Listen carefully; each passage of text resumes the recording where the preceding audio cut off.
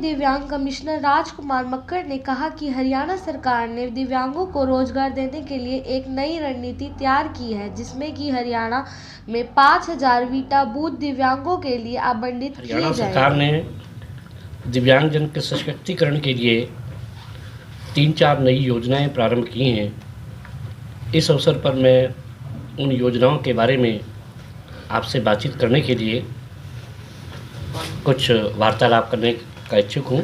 उस नाते मैं बताना चाहता हूँ कि हरियाणा के गजट में अभी गजट नोटिफिकेशन जारी करके हमने 2 योजनाएं शुरू की हैं, दोनों रोजगार से संबंधित हैं, जिसमें वीटा दूध की एजेंसियां जो 14 मार्च 2022 तक सायंकाल 5 बजे तक ऑनलाइन निवेदित की जा सकती हैं। आवेदन पत्र उसका प्रस्तुत किया जा सकता है, ऑनलाइन वो करना है। हरियाणा में 5 हमारे मिल्क प्लांट हैं, सभी 22 ज़िलों को उन मिल्क प्लांटों के साथ हमने जोड़ दिया है। 50,000 वीटा के एजेंसियां हम हरियाणा में देने वाले हैं, जिसमें 10% आरक्षण दिव्यांगजन का है। 20 का हमने रोस्टर रजिस्टर बनाया है। रोस्टर पॉइंट 1 और 11, 1 और 11 दिव्यांगजन के लिए, 2 और 12 पूर्व सैनिक के लिए, 3 और 13 ये शेड्यूल्ड कास्ट के लिए, 4 और 14 ये बैकवर्ड क्लास के लिए, और शेष जो है हमने ओपन जो 5 और 15 है वो हमारे आर्थिक रूप से जो इस प्रकार के विपन्न वर्ग के लोग हैं उनके लिए। शेष 50% ओपन के लिए है। तो यह हमने प्रारंभ कर दिया है। इसमें 50,000 रुपये धरोहर राशि देनी है, 10वीं कक्षा की अर्हता चाहिए, और इसके अलावा 500 रुपया प्रार्थना पत्र के साथ में नॉन रिफंडेबल शुल्क लगेगा।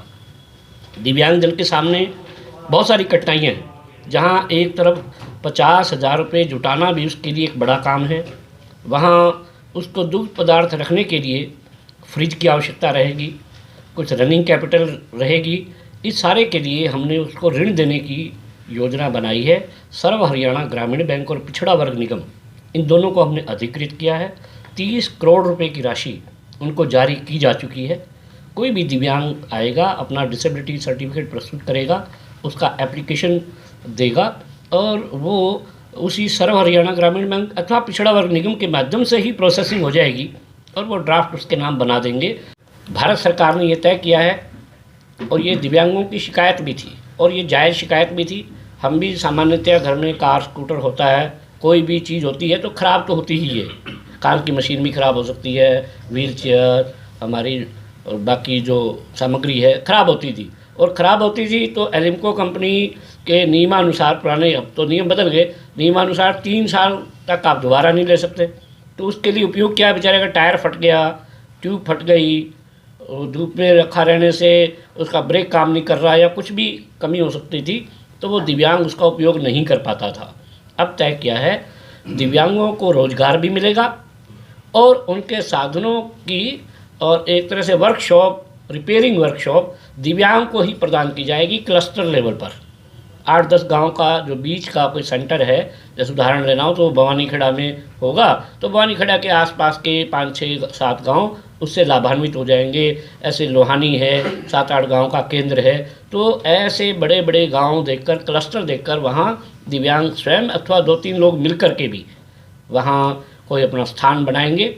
न केवल वो रिपेयर करेंगे, अपितु सरकार की दूसरी महत्वपूर्ण योजना है वो है UDID कार्ड बनाना। प्रत्येक दिव्यांग को दिव्यांग कार्ड की आवश्यकता आगे नहीं रहेगी, ऑनलाइन उसको UDID कार्ड प्राप्त करना है। इसके लिए अवधि है 31 अगस्त 2022। 1 सितंबर 2022 से दिव्यांगता से जुड़े हुए तमाम सुविधाएं इसके साथ कनेक्ट हो जाएंगी। भले ही रिक्रूटमेंट की बात है, प्रमोशन की बात है, कन्वेंस अलाउंस की बात है, डिसेबिलिटी पेंशन की बात है, फास्ट टैग की बात है, फ्री बस पास की बात है, फ्री ट्रेन पास की बात है। तमाम सुविधाएं UDID कार्ड के साथ अटैच हो जाएंगी, जिसके लिए जिला के जो मेडिकल ऑफिसर हैं, CMO चीफ मेडिकल ऑफिसर, वो इसके नोडल ऑफिसर हैं। रेड क्रॉस के सेक्रेटरी वो उनके सहायक हैं। DSWO, ग्राम सचिव, आंगनबाड़ी वर्कर, हेल्थ वर्कर, और कुल मिलाकर के डिप्टी कमिश्नर के नेतृत्व के अंदर ज़िले के अंदर ये तमाम दिव्यांगों को यह कार्ड तब तक प्राप्त हो जाएं और ये ऑनलाइन मिलेंगे।